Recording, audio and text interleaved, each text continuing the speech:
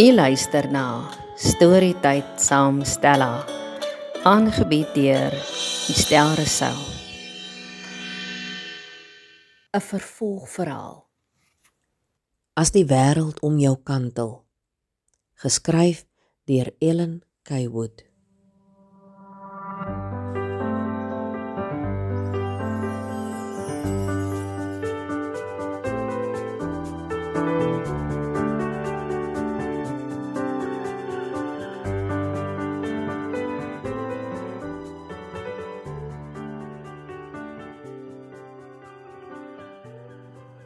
Ek sien die afwagting op die graad 8 se gesigte terwyl Wian en Anneke oor die verhoog stap. En ek weet ook nuuskierigheid gaan binnekort verander in verveling, omdat die seremonie tradisioneel lank duur. Wian gaan staan agter die podium om die opening waar te neem. Hy en Anneke ruil vandag om. Tydens die matriekafskeid het sy geopen en hy die afskeidsboodskap gelewer. My oë dwaal onwillekeurig na die galery, op soek na Gerrit se gesig. Ek wonder, hoe voel hy op hierdie oomblik, terwyl al sy maats daaronder sit. Ek gewaar hom nêrens tussen die graad 11s nie. Hy pol seker weer vandag. Die onderwysers trek hulle hare uit hulle koppe, omdat hy so baie afwesig is. Hy dink mos hy hoef nie skool toe te kom nie. Hy het immers al graad 11 geslaag. Maar ek dink nie dis vandag die geval nie. Nee, ek dink hy het nie die moed om hierdie seremonie by te woon nie. Ek dink hy probeer dit vermy om met homself eerlik te wees oor sy eie keuses, want die waarheid mag hom dalk net knyp. Die hoofleiers sluit hulle opening en boodskap af met die lied Lord of the Dance. Ek luister aandagtig. I'll live in you if you live in me. Ek sien die woorde raak die matrieks diep. My oë begin dadelik swem in die trane. Ek hou nie daarvan as mense aangedaan raak, dit laat my weerloos voel. Ek kyk weg en vas in die oë van Karin, waar sy op 'n stoel teen die saalmuur tussen die VLR sit. Haar krikke staan skeef teen die stoel. Sy glimlag vir my, so al asof sy my wil troos. Die arme kind het die jaar al soveel terugslae beleef, maar is altyd blymoedig. Ek ontspan geleidelik en voel hoe die waas voor my oë verdwyn. Die hoof se afskeidsboodskap is treffend, soos gewoonlik. Dit verstom my hoe sy dit regkry om jaar na jaar dieselfde boodskap met soveel oortuiging en opregtheid te lewer. 'n Mens raak gewoonlik met die tyd afgestomp. Ek bewonder haar toewyding en omgee. Dit sal ek altyd onthou. Sy sluit hierdie deel van die seremonie af met die lied Ek sal bid vir jou deur De Prestols. Ek haal 'n sneesdoekie met bewerige vingers uit die pakkie. Kobus Lou verlaat die saal en stap matriekvierkant toe, waar hy toesig sal hou oor die kinders soos hulle die saal een gaan verlaat. Kinders bly maar kinders, dus kan 'n mens hulle nie vir te lank alleen los nie. Adriaan Alberts, roep die hoof die eerste leerling. 'n tingerige seun staan op die punt van die voorste ry op en klim langs die klavier op en stap oor die verhoog na die tafeltjie reg voor my. Ek dink nie ek het die kind al ooit in my lewe gesien nie. Sy hande bewe onbedaard terwyl hy die pen optel om in die register te teken. Dan probeer hy om die klein kersie in sy hand by die groot brandende kers op die tafel aan te steek, maar hy bewe so dat die groot kers se vlam vrek. 'n Giggel van een van die graad 8's reg onder die verhoog verdwyn onder die waarskuwende blik van die hoof. Rassie staan op en steek die kers weer doodrustig aan en glimlag bemoedigend vir die matriekseun. Sy tweede probeerslag is suksesvol. Dan vat hy een van die boekmerke wat op die tafel uitgepak lê en stap versigtig by die regterkant se trappe af. By die staaldeur stap hy onder deur die boog, versier met spierwit rose, terwyl die nuwe hoofleiers die klok lui vir hom. Eloise Barense, ek ontspan in my stoel. Dit sal 'n geruime tyd duur voordat al die stoele leeggeloop sal wees. Ek dink ons moet dalk maar so lank aangaan met ons vergadering, sê Dani Joubert teen 7:05, terwyl die SBS-span wag vir die hoof wat op die telefoon besig is. By gister se kampioenreeks vergadering het bestuur besluit daar gaan geen verder B-spanne by die netbal deelneem nie. Hy sê dit versigtig terwyl hy na Helene kyk. Die ander kyk ook afwagtend na haar reaksie. Hulle weet sy voel baie sterk daaroor dat die B-spanne moet deelneem. Die hokkie en rugby het nie B-spanne nie, dus raak dit hulle nie.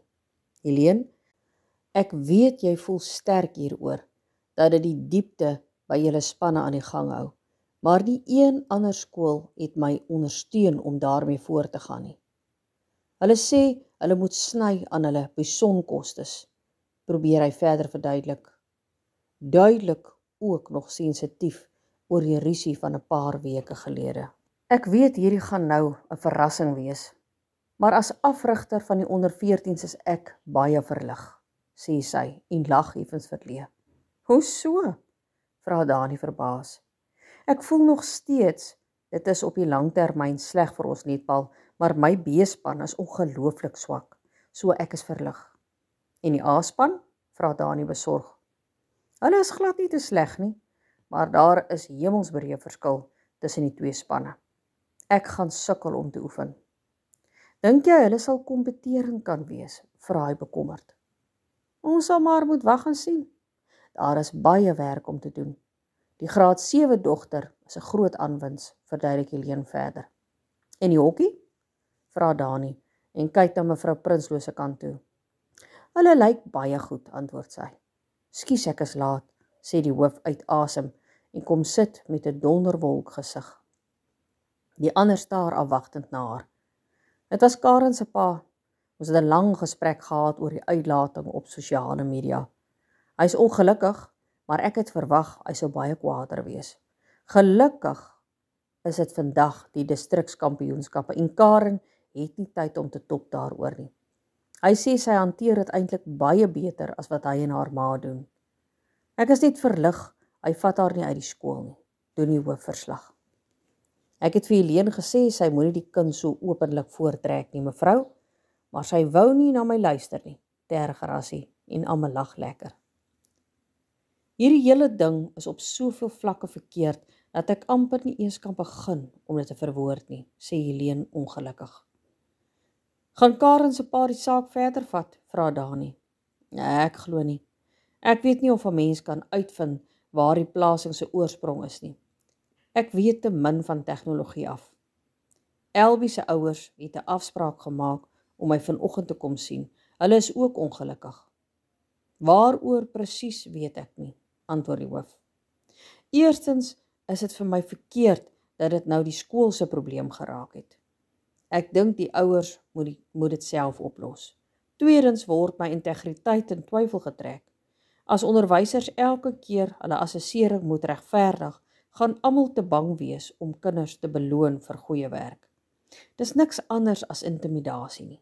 Derdens gaan dit vir my baie moeilik wees om Elbie en Cindy te vertrou en 'n goeie verhouding met hulle te bou, blaas Helene stoom af. Jy hoef jouself nie te verduidelik nie, mevrou. Daarvoor sal ek sorg, sê die hoof beslis. My vraag is of al hierdie drama nodig is vir 1 punt verskil tussen 695 Afrikaanse punte vir hele jaar, hou Helene vol. Ouers verloor perspektief sodra dit hulle suikerklontjies raak, ons weet dit. Kom ons werk gou deur die dagprogram. Ons is reeds laat, sluit die hoof die gesprek af. 'n halfuur later trek Helene net haar hoopie merkwerk nader, nadat sy afskrifte vir die skoolbesoek omsendbrief in elke taalonderwyser se poshokkie gesit het, toe daar 'n klop aan haar kantoordeur is. Die 4 stralende gesiggies van Lindy, Tessa, Sonja en Karin verskyn om die deur. Hallo juffrou, groet hulle stralend. Helene kan nie help as om terug te glimlag nie, dis aansteeklik. Ja, wat maak julle veertjies hier? Is julle nie veronderstel om in julle registerklasse te wees nie? Vra sy goedig. Ons het gou almal se telefoonnommers gekry en wil juffrou se oë kry, sodat ons die groepie kan vorm. En ons wil hoor of juffrou vir ons plastieksakkies het, verduidelik Lindy. Plastieksakkies? Daai wat 'n mens in leers gebruik, juffrou. Juffrou Becker sê, sy gaan al die netbalspeelsters se dokumentasie in een leer sit. Ons het gedink ons sal so lank die afskrifte wat ons al gekry het, klaar in sakkies sit, verduidelik Tessa. Kyk in een van daardie kassies daar agter julle. Daar behoort baie te wees, sê Helene, terwyl sy haar telefoonnommer op die lysie skryf. Dankie juffrou, nou het ons almal sin. Kan ons hier by juffrou sit en die name gou op my foon stoor, vra Lindy. Hoeveel van julle dokumentasie het julle al ingekry, vra sy. Ons het al 6 kinders in. Die ander het beloof om dit maandag te bring, antwoord Tessa, terwyl sy sakkie staan en aftel. Helene knik net glimlaggend en besef hierdie meisie se kinderlike entoesiasme gaan haar hart heeltemal verower. Die merkwerk en die ongelukkigheid van die oggend is vereers vergete, terwyl sy en die meisies heerlik gesels. 'n Rukkie na eerste pouse word Helene se les onderbreek deur die interkom en die sekretaresse se stem op algemeen. Sy vra of enige iemand inligting het oor 2 van die leerlinge se tasse wat gedurende pouse verdwyn het. Helene gewaar die betekenisvolle blik wat tussen Nonkie en die meisie langs haar wissel. Haar 6de sintuig waarsku haar onmiddellik dat hier 'n slang in die gras is, maar sy kan nie haar vinger daarop lê nie. Sy wonder wie se tasse is weg. Sy het al baie kere tasse gekonfiskeer wat op die verkeerde plek staan en dan moes die kinders dit by haar kom loskoop. Maar daar was lanklaas so 'n geval. Kinders is ook lief daarvoor om mekaar 'n streep te trek. Maar te oordeel aan die dringendheid in die sekretaresse se stem is hierdie nie so 'n geval nie. Het julle gehoor Cindy en Elbie se tasse het eerste pouse verdwyn, sê een van die personeel, tweede pouse in die personeelkamer. Die duiwel is nou los, want Elbie se ouers was toevallig juis by die hoof, toe die kind al huilend in die kantoor aangekom het, sê iemand anders. Helene tel dadelik 2 en 2 by mekaar. Natuurlik. Hierdie is weer wraak. Niemand gaan vir Karen te nakom as Nonkie dit kan verhelp nie. In haar wêreld beskerm jy jou vriende. Maak nie saak hoe nie. Helene sit doodstil en dink terwyl sy haar koffie drink. Sy weet indien haar afleiding oor Nonkie korrek is, gaan die hoof haar skors. Dis verseker. Sy besluit om vereers niks te sê nie, want sy het nie regtig bewyse nie, net 'n voorgevoel. Jare se ondervinding het haar geleer, haar instink is gewoonlik reg. Al is sy ongelukkig, kan sy nie toelaat dat hierdie 2 meisies hulle tasse verloor nie. Dis groot skade. Sy sug, staan op en stap na die sekretaresse toe en vra of sy vir haar op die rooster kan kyk waar Nonkie na pouse is. In die voorportaal tref sy vir Elbie en Cindy aan, wat met dik gehuilde rooi oë op die bank sit en wag. Helene maak nie oogkontak met die 2 nie. Sy moet erken, sy het nie vreeslik simpatie met hulle nie en voel nie skuldig daaroor nie. Sy dink terug aan haar en haar ouer sussie se getwis as hulle by hulle ouma gekuier het. Haar ou sus het haar altyd vreeslik geterg en sodra ou sus dan kerm as kleinsus terugbeklei, het haar ouma gewoonlik gesê, sy moenie kla as sy kry waarvoor sy gesoek het nie. Hierdie is vir haar 'n soortgelyke geval, want niemand gaan haar oortuig, hulle het nie iets met die plasing op Facebook te doen nie. Sies, dis lelik, betug sy haarself. In plaas daarvan om in haar afperiode na pouse te begin werk soos sy wou, sleep haar gewete haar na die WG klas toe, waar sy vra of sy gou met Nonkie kan gesels. Hallo juffrou, groet Nonkie met 'n breë glimlag, duidelik in haar noppies omdat Helene haar kom soek het. Hallo Nonkie, ek gaan nie doekies omdraai nie. Weet jy miskien iets van die 2 tasse wat verdwyn het? Val sy met die deur in die huis. Waaksaamheid trek dadelik 'n sluier oor die kind se gesig. Helene se hart sink in haar skoene, want sy weet haar voorgevoel was reg, weer eens. Nonkie, as die hoof dit uitvind, gaan sy jou skors. Wat het jy met die tasse te doen? Vra sy dringend. Ek het nie die tasse gevat nie, juffrou, antwoord sy koud.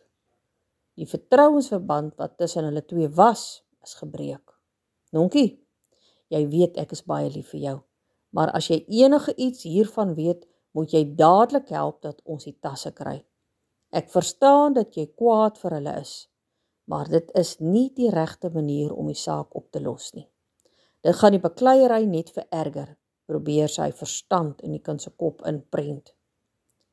Nonkie sê nie 'n woord nie, maar die vasbeslote trek om haar mond verklap duidelik sy stem nie saam met Helene nie. In haar verwysingsraamwerk is dit 'n oog vir 'n oog en 'n tand vir 'n tand, klaar. Nonkie, ek weet jy voel jy moet vir Karen en vir my beskerm, maar ek dink nou aan jou. As iemand uitvind jy is hierby betrokke, is dit die einde van jou skoolloopbaan. Ek weet jy dink nie nou daaraan nie, maar jy moet. Wat gaan gebeur as jy nie verder kan skool gaan nie? Probeer Helene weer. Sy gaan in elk geval nie matriek maak nie, Helene. Sy weet dit net so goed soos jy, flitste deur haar gedagtes, maar sy weet sy moet probeer om die kind te oorreed. Doodse stilte. Sy kon net sowel met die trapreëling gepraat het. Sy besef sy gaan niks daarby baat om verder by die kind te staan en redekabel nie. Ek sal vir niemand iets sê nie, want ek het geen bewyse nie, maar ek maak staat op jou integriteit om die regte ding te doen. Sluit Helene die gesprek af, draai om en stap teen die trappe af. Na skool meld Willem aan vir strafklas. Hy is dadelik verlig dat Gerrit nie ook vandag sit nie. Hy het meer as 'n jaar laas strafklas gesit, dink hy tevrede. In die dae toe hulle nog strafklas moes sit vir huiswerk, was hy 'n gereelde besoeker. Maar vandat die skool die reël verander het, was hy nog nie weer in strafklas nie. Hy weet daar is baie onderwysers wat bitter ongelukkig hieroor is, maar daar was so baie wat strafklas moes sit oor huiswerk, dat die skool nie kon voorbly om strafklasse te reël nie. Hy haal sy IGO tekenbord uit en begin dadelik met sy tekenwerk. Hierdie is een van die min vakke waar jy maar jou huiswerk moet doen, grinnik hy. Hy kan in elk geval nie sien wat die nut van strafklas is, as jy kan sit en huiswerk doen nie. 'n Klug as jy hom vra. Na rukkie se teken dwaal sy gedagtes na Etienne toe. Hy voel sommer vir ou Etienne. Hy het gisteraand baie gelê en dink oor wat sy oupa gesê het. Vanoggend het hy besluit om maar die minste te wees en met die ou te gesels. Ou Ed het soos gewoonlik rondgetrippel soos 'n hond met sokkies aan. Hy het vir 'n paar minute ongemaklik teruggesels, maar het die heeltyd onrustig rondgekyk. Toe hulle moes aantree, het hy nie by hom of by Gerrit hulle gestaan nie. Hy het verwese rondgehang tussen die ander in die klas. Dis ook duidelik hy is nie meer in die klankspan nie. Toe die mikrofoon nie wou werk nie, het die jonger seuns hom desperaat geroep om te help. Hy het eers onseker sy kop geskud, so al asof hy nie mag nie. Later het hy tog maar onwillig nader gegaan om te help, maar het vinnig weer in die ry kom staan. Hoekom is hy nie meer in die klankspan nie? Een ding is verseker, wat hy ook al verkeerd gedoen het, moes erg gewees het. Hy het in registerperiode homself vinnig verskoon en gesê, hy moet elke lang registerperiode na meneer Venter toe gaan, sodra hulle klaar is met registerwerk. Hy wonder hoekom. Willem raak weer verdiep in sy tekenwerk. Toe hy weer sien, sê juffrou Meyer, hulle kan maar loop, die tyd is verby. By die huis vat hy sy foon en kyk of Etienne aanlyn is op WhatsApp. Eers heel wat later sien hy, Etienne is uiteindelik aanlyn. Wat maak jy? Hy wag 'n hele rukkie voordat Etienne reageer. Sukkel met IGO en jy? Lê op die bed. Was in strafklas. Kan ek help? Asseblief. Kom môre middag hiernatoe, dan wys ek jou sommer my nuwe wiele. Ek sal by my pa hoor, ek's gehok. Dalk kan jy hiernatoe kom, dan vat jy my vir 'n spin. Moet eers lisensie kry voor ek alleen mag ry. Sal hoor of my ouma wil saamkom. Is jy in die moeilikheid? Jep, sal jou vertel as ek jou sien. Vra eers jou pa of ons kan kuier. Is ons nog pelle? Natuurlik. Dis net moeilik met Gerrit. Hy sal in wees. Sy gaai. As hy jou gas gee, voeter ek hom. Ek is nie bang vir hom nie. Sien môre, hopelik. Willem voel sommer stukke beter tydens aandete. Sy oupa was alweer reg oor Etienne. Hy het vir sy ouma gevra of sy by Etienne se ouers sal voorspraak maak. Sy was dadelik bereid om met tannie Elsie te praat. Hy is nou seker dinge tussen hulle sal regkom. Willem besluit om sy Engels en MT klaar te maak, want hy moet môreoggend eers gou die gras sny en dan wil hy gaan rugby kyk. Daar gaan nie die res van die naweek tyd wees nie en matriek is definitief nie kinderspeletjies nie. Hy sal maar vanjaar meer moeite moet doen. In elk geval is meneer Botha sy gunsteling onderwyser, maar hy wil beslis nie in die Engelse klas voor Anneke raas kry oor huiswerk nie. Asof dit enigsins iets tussen hulle sal verander, dink hy moedeloos. Die ergste is dat Anneke en Lukas albei so aangenaam is. Lukas groet hom elke dag vriendelik en gesels altyd 'n paar woorde. Anneke dieselfde, veral in die Engelse klas. Hoe kan hy nou lelik met hulle wees? Hy het klaar besluit, hy gaan definitief nie matriekafskeid doen nie, want as dit nie saam met haar kan wees nie, wil hy eerder nie gaan nie. Sondagmiddag kom Anke eers omtrent 5 uur se kant moeg by haar woonstel aan. Bethlehem is nie net om die draai nie, en die pad tot en met Kroonstad is vol slaggate. Die N12 vanaf Potch was werklik besig.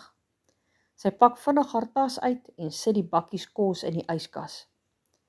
Sy het gemengde gevoelens oor die kuiertjie.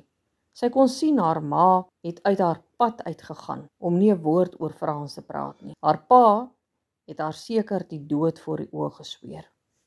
Hulle het omtrent lekker gesels. Sy het hulle alles vertel van die dirigente, die bekleierery tussen Andre en Esmy, die oorslapery, die klere by Madame, die inter en die onderwyser aflos. Haar pa het gesê hy is bly dat sy gelukkig is en dit geniet. Haar ma het nie veel kommentaar gelewer nie.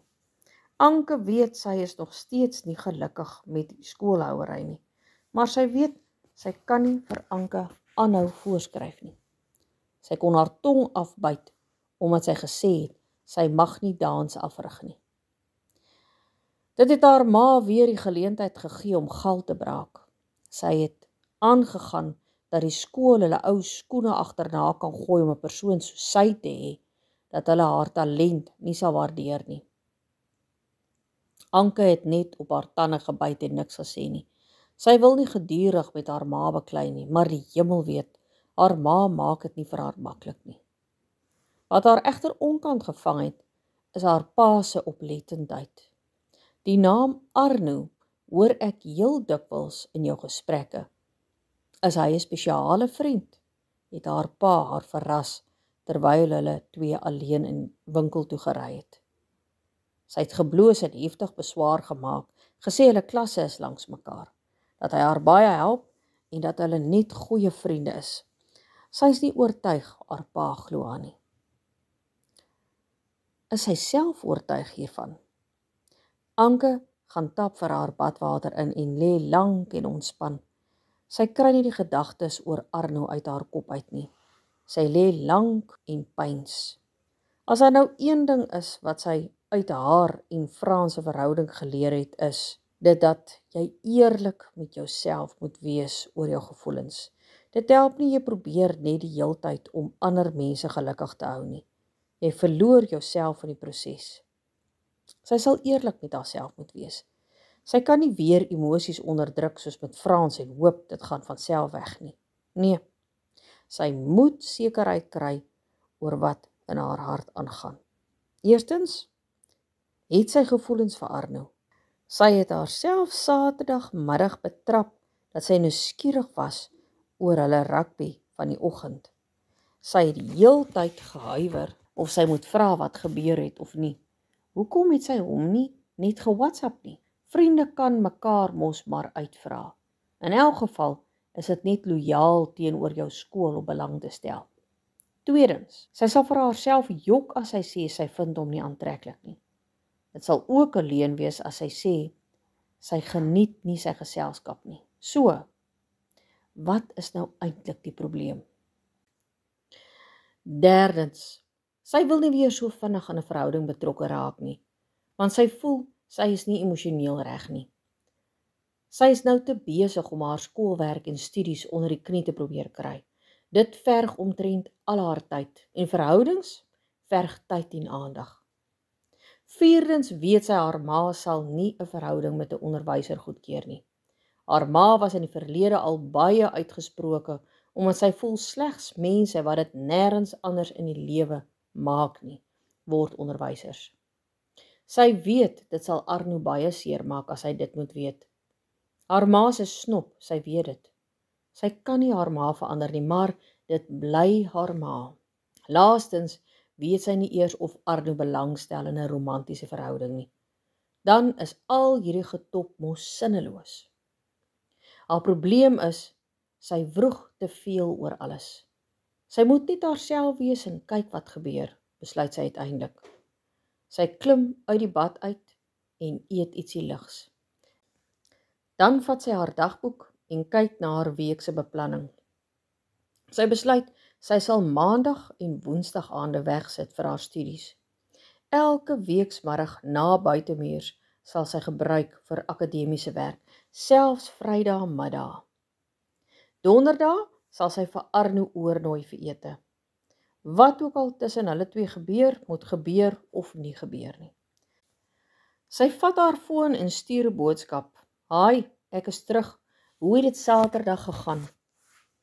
Sy is teleurgesteld omdat hy nie aanlyn is nie. Sy vat haar rooster en maak seker sy is voorbereid vir die volgende dag se werk. Gelukkig het sy 2 periodes taalleer reeds Vrydag gehad en gaan net môre daarmee voort. Die ander klasse het prosa en hulle gaan net verder lees. Toe sy teen 9 uur in die bed klim, kom die boodskapie uiteindelik terug. Ons het broekskeer gewen, die skrimskakel is afgeskryf. Knie was lank by Wian en sy pa. Hulle probeer oortuig dat hy weer moet speel. Sal môre weet. As hy nee sê, is ons geskroef. Ai, tog. Hoop hulle stem in. Sal môre koeksuster saambring om jou te laaf as hy nie wil nie. Dankie, klink lekker. Het jy lekker gekuier? Ja, dankie. Sien jou môre. Lekker doeks. Anke lag kliphard toe sy die lig afsit. Is dit nie super ironies nie? Haar ma is die een wat haar geleer het. 'n Mens moet elke geleentheid wat die lewe jou bied aangryp. Carpe diem. Dis presies wat sy nou doen met die onderwys en haar ma kan slange vang daaroor. As Arno miskien 'n geleentheid tot persoonlike geluk is, gaan sy dit ook aangryp. Sy ken haarself. Sy weet haar ma sal stuipe kry, want 'n onderwyser sal nie goed genoeg wees in haar oë.